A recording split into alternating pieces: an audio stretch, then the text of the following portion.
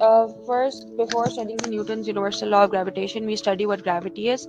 Gravity was also discovered by Newton, and Newton said that gravity is a force that, firstly, two things about this force, that it's always attracting, and then it acts at a distance.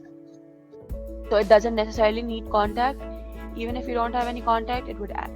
So gravity is a force of attraction that's constantly pulling us downwards.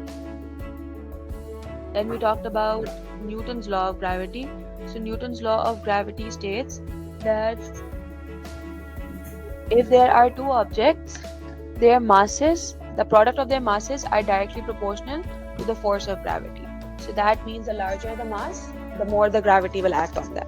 And then it is inversely proportional to the square of the distance between them.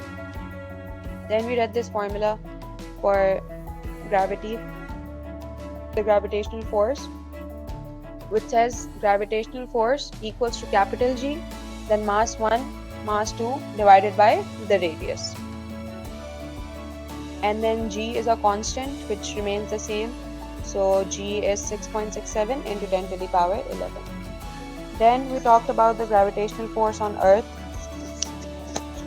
So this one was for the specific one for the gravitational force between any two objects, and then the other one that we had is for gravitational force on Earth. So we essentially had two formulas.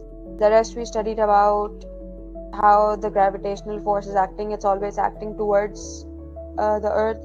Then you have two types of tides that are formed because of the gravity. So you have spring tides and heap tides. So spring tides, they are the extremes, or the extremely high or the extremely low tides, and then neap tides are the tides that don't really change much.